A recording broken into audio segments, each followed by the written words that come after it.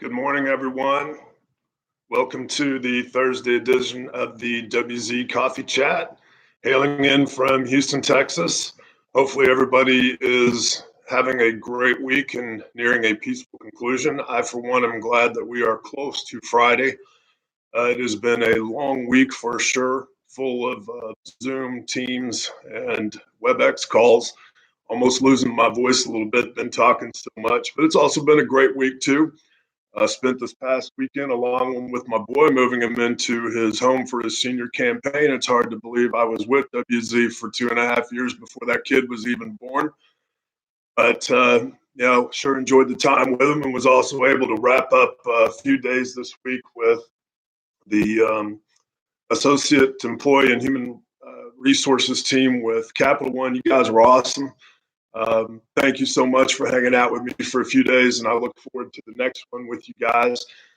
So I thought we would go a different direction today. Instead of me yapping about something that I wanted to get off my chest, that we would just take some questions from the field of folks who were, by some miracle, actually continuing to watch these things and had sent them through. So I thought we would answer a few of them. So let's just get right to it.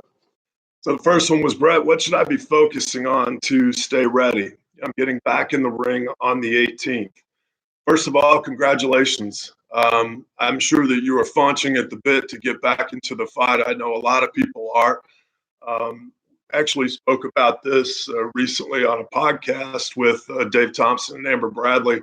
I think right now what everybody should be doing is broadening out a little bit, not specifically thinking about the current vertical that they work in, whether it be human resources, employee relations, asset protection, loss prevention, or operations, but being able to prove their worth to multiple verticals and branching out, asking folks from other arenas to sit with them, give them advice so that they can, when the time comes, should we have another situation like this, they have the ability to be fluid and move into different arenas. I think that we should all be becoming with significantly quicker right now so that we can continue communication as we go through and work through some unique investigative scenarios. This is one thing that we do at Capital One. I asked them to come up with a couple of different cases that they know they're going to work.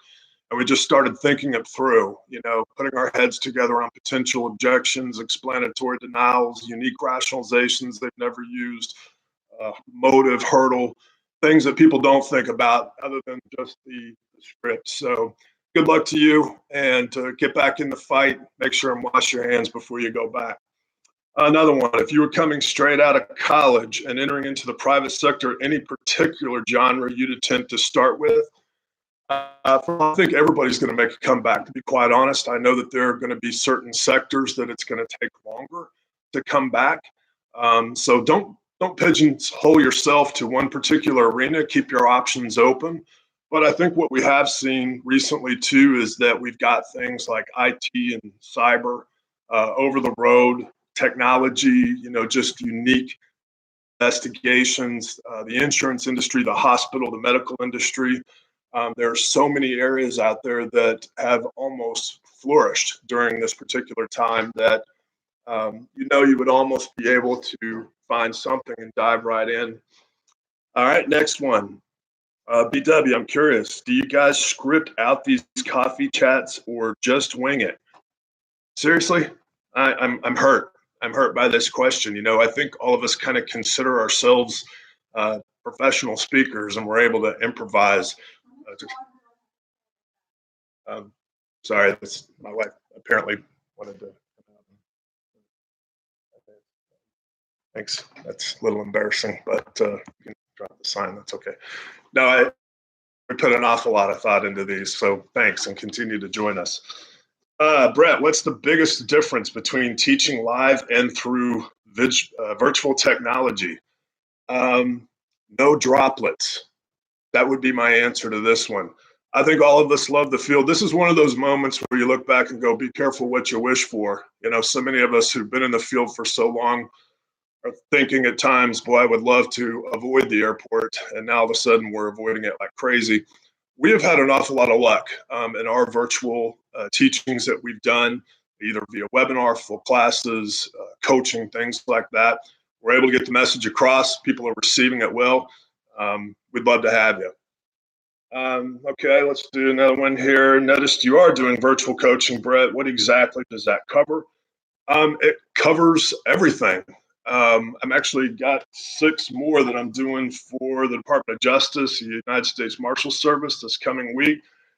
When you choose that virtual coaching, you're choosing a particular targeted objective or goal that you want to work on. So, these folks I'm going to be working with, and it's one-on-one investigative prep procedures. One has an upcoming investigation that they would like to work through, the art of empathy rationalization, the 18 steps.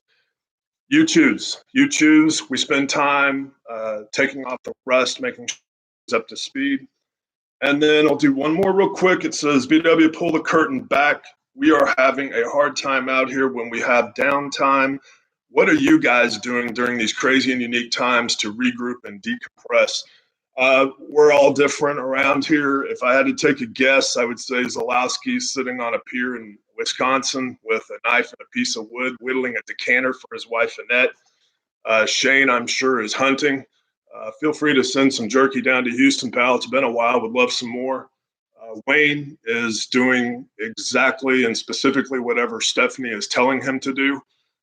Thompson, we all know, is now learning the guitar. I can't wait to hear him do a jingle. He's probably creating a ballad for when his Buffalo Bills fall 1 game short of the playoffs again this year to console himself. Norris, we don't give him time off. No, Chris Norris is doing about 7 webinars a day. I think you should check him out. Joe Wolf actually is doing one this Friday on emotional intelligence. I feel like I can't even say those 2 words in the same sentence. Tony P, I think, is doing a couple on rapport.